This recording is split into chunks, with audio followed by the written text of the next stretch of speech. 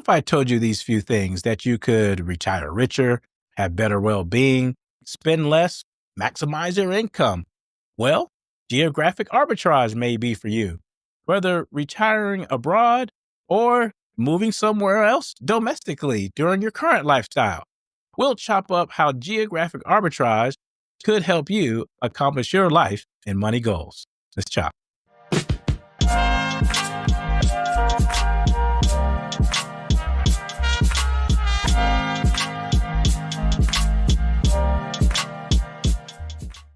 Ooh, there's so much price inflation nowadays. Have you seen the amount of air they put in a bag of chips? What about homeowners insurance, car insurance, price of cars, houses prices are going up, eggs, so much price inflation. And don't forget about healthcare. Well, what areas across the globe can you maximize your income, retire richer, live better, or moving in within the states in order to maximize these areas as well? Well, today we're going to talk about the topic of geographic arbitrage and see how that can help your life and money. Hi, I'm Dr. Preston Cherry, founder and CEO of Concurrent Wealth Management, where we help you align your life and money to help you build and use your wealth your way. And if you like what you see, hear, and feel on this show, please like and subscribe, and so you won't miss an episode. All right, let's chop. What is geographic arbitrage that you keep hearing about and that you want to Google? Well, with price inflation going up everywhere in all different type of categories and people just concerned about their overall well-being, people are asking, is there somewhere else that I can be in order to thrive, not only in my current lifestyle, but in retirement as well? Well, let's talk about that. So what is geographic arbitrage? Well, it's simply taking advantage of cost of living differences in different areas, whether it be within the U.S., where if you're living in a high cost of living city like San Francisco or New York or Miami, these high cost of living areas, and investigating whether a different city, perhaps in the Midwest or a smaller population city than where you're currently living, and saying, what are in these areas, is cost of living a little lower, where I can stretch my income, right? Where I can go and generate income, high income, and purchase a higher standard of living because prices and the cost of living in other places is lower. How can I take advantage of that? How can I migrate to a different area and see more of my income stretch and have a greater effect on my family? So this is what you're thinking as well, right? Because currently there's so much going on with inflation costs everywhere across the board. And when I listen, there was a meme that was recently out. I think it was a couple of years ago. It says, "Yesterday's price is not today's price." Listen, y'all, prices always go up, and they're going to go up. And yes, some folks are feeling the pain, no matter how much income you have, and you're making shifts.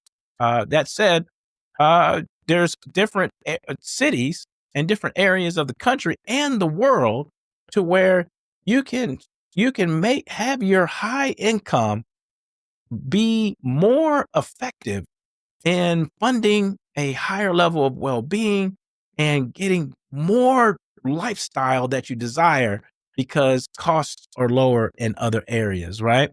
So this is what we're talking about: geographic arbitrage, location differentiation. Now, in your current lifestyle, if you want to stay within the U.S., then you're talking about cities. When you're talking about in the future for retirement, you're talking about possibly going outside of the borders and living and retiring abroad. And what brought on these thoughts in households, right? Well, COVID really started having folks think about time differently. Time, well-being, job and career location, right? Because you can work remotely, and even with some new policies coming out now that are restricting remote work, remote work is still available. It's more hybrid, or you can ask where you are currently having your place of work and thinking about, well, how can I maybe transfer or perhaps take my career because it's applicable everywhere and go to another city, right? To where well-being is better, less traffic, less noise, uh, you know, more open space, increased health care, right? The quality of life, and buying more of your time back, right? So all of these aspects, when folks were going through COVID, started making people go, how can we live better? And now fast forward with an environment with higher costs just everywhere, right? Spending plans, we just did a show about spending plans, are being stretched thin. All right. How are you using your income, all right, your high incomes in order to fund a greater well-being and also your goals, right? Now and later. So how do you do that? And sometimes packing up and going to different places may help, not only in your current lifestyle, but your retirement later, right? And folks want to have to challenge themselves, just want personal growth as well, right? Sometimes it's a change of location, just a good start for your family and yourself, right? Just being in a different place will help you set off a new stage of thriving, right? So all these different aspects of well-being and price costs in different U.S. cities comparative to the world and also comparative to different locations within the US are bringing about these conversations about, am I where I'm supposed to be? And if not, I need to get to where I need to be getting so so we can have a better overall lifestyle and a better all probability of accomplishing our goals now and later, right? So geographical arbitrage. Now that we know, here's a couple of fun facts. The U.S. State Department says there's 9 million U.S. citizens living abroad, with a great deal of those being retirees. And then there's another study by CNBC that says that there's about 10% of those 55 and older just simply thinking about retiring abroad. So geographic arbitrage is on the minds of folks in this particular life cycle. Now, for the next two segments, we'll talk about retiring abroad and also moving within the States. So let's tackle retiring abroad and the things you need to concern yourself with, right? A lot of folks build up their retirement nest eggs through investing and depending on Social Security. So the big questions are, well, what happens to the Social Security and our investments when we are abroad? And also the big T word, right? Folks are saying, well, what about taxes? Do we still have to file taxes if we move abroad? So let's tackle these three areas. Let's talk about Social Security first.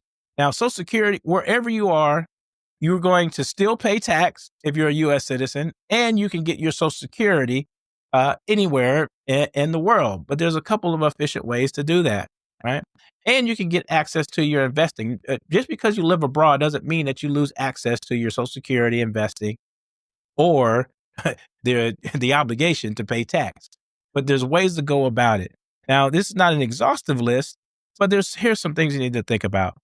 Your Social Security check is direct deposited, right? So it's going into a bank automatically. Now, the Social Security Administration has a list of 80 banks, international banks, to where you can deposit your money into these international banks, and there's an agreement to where you can receive your money at these banks and be charged less fees and have easier access to your money, just as though you would have them today, right? So check out that list of 80 banks on the Social Security Administration website to have easier access to your money. You can also have your money direct deposited to a U.S. bank, okay, and have an app like Wise, for example, but any other app. I'm not endorsing Wise, but any app that you can then access your money through a very small fee. All right. So there's numerous of ways where you can get access to your Social Security check very easily. Now, let's talk about those investing areas like required minimum distributions. Now, remember, RMDs are taxable as ordinary income, and they're mandatory, and there's stiff penalties if you do not take your RMD. All right. Most people use their RMDs. You can do things with your RMDs like charitable giving if you don't need them to avoid not taking your RMD. But let's say you are using your required minimum distribution in order to fund your retirement, right? So similar to that of Social Security, you take your RMD from your retirement account and have it direct deposited to your banking institution. And then you will have to report that and pay tax, right? So your tax obligation does not change for your RMDs, and the requirement to take your RMDs does not change either. Also, for Social Security, you want to keep your Social Security eligibility intact. You want to go onto the website and fill out the forms necessary in order to keep reporting yourself to keep yourself eligible. Also, be aware of exchange risks as far as your money is concerned, right? So, exchange of your dollars to other foreign currencies are going to fluctuate over time. But the key thing is that you're going to be doing your homework anyway to other countries. And more often than not, if you're doing your good research, then your dollars are going to buy more of the other currency. And that's why your dollars, your US dollars, are going to be able to stretch a little further in these other countries. So, that said, still be mindful of the exchange rates in the other countries. Now, moving on to taxes, people think that if you're going to move away abroad, then you don't have to pay taxes, which is false, right? If you're a U.S. citizen, no matter where you're in the world, you do have to file an annual tax return. And now there's a couple of areas to where you want to be mindful of that will help you perhaps reduce your taxes, like the foreign tax credit, to where if you're paying taxes in another country, which it depends on where you are, then you get to offset the taxes that you paid in that other country at home.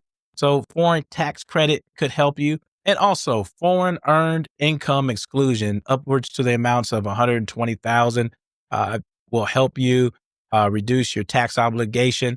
Now check with your CPAs on all of this. And at Concurrent Wealth Management, we do tax planning, right? So we look into all these areas in order, if you're thinking about retiring abroad, and say, what are all these tax maybe consequences or tax obligations or tax help that is out there in order to help you better facilitate your consideration and potential move abroad for retirement, right?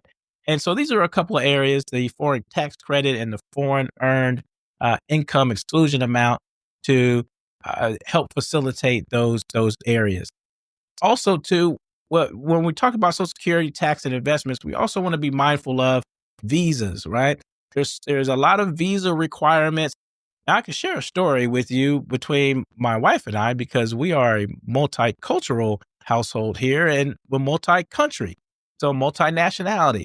So there was a lot, 2 years worth actually, of paperwork that we had to fulfill to get married, and also as far as residency requirements.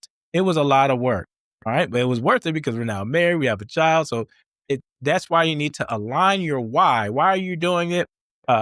In order to keep motivating yourself to investigate these areas as far as tax, visas, Social Security, your investments, all of these different areas, to where you either want to retire abroad or go abroad right now, because you may have remote work that you can take with you and live in a different area to where you're having your high income right now. And it says, hey, I can, I can use my income in order to stretch further in my current lifestyle right now. So be mindful of all of these areas. Okay. And lastly, let's talk about geographic arbitrage within the U.S. borders. Just relocating within the U.S. that will help these areas of well-being, stretching your dollar a little further, and just accomplishing your life and money goals now and later, right? Uh, investigate what cities have lower housing costs for, number one, housing, food, and transportation and health. Those are the four big areas of our budget that take up a lot of our and the most of your dollars. So what you want to do is first with that housing. If you're in a high housing cost area, all right, then you want to look at other cities that have your lifestyle needs, right, for you and your family, whether it be good school districts, housing size, all of this that you want in your life, all right, and say, well, how can I go purchase that in uh, at a lower cost, right? But the same overall lifestyle and well being. So housing costs would be number one on the list. And then just overall well being, right? Uh, what do you value most? I mean, a lot of folks spend a lot of time in their cars in larger cities. So how can you get some of your time back by having lower traffic cities as well, right? Open spaces. How is culture and art and events, all that availability in these other cities? And if you like all that, then you can relocate to those cities and take your career with you, either through transferring your current job or investigating, not don't leave your current job yet, right? Your current career. Use all of your expertise and tutelage in order to go investigate other opportunities and apply. And once you apply at other high income earning jobs, then you can just pack up and go to that other place. And now you have your dollars are stretching more and funding more of your lifestyle and well being now and in the future, right? And the last two areas that are very important are healthcare and tax. So investigate no state tax states. All right. So your dollars can stretch a little further in no state tax states. A lot of folks migrating to places like Texas and Florida. So look at those areas. And healthcare costs. They're so expensive. So if you're in a high healthcare cost area, and you are in your 40s, 50s, and 60s, and even retirement, you're going to eat up a larger portion of your budget. So you want to find other areas to where there's lower healthcare costs so you can use a lot more of your spending plan to fund your way of life. All right, we have talked about geographic arbitrage, whether relocating somewhere within the U.S. borders or relocating somewhere abroad, whether now or retirement, in order to address higher costs of living and being able to use your dollars your way and having them fund a greater level of well being now and in your retirement. And if you like what you see, hear, and feel on this show, please like and subscribe, and so you won't miss an episode.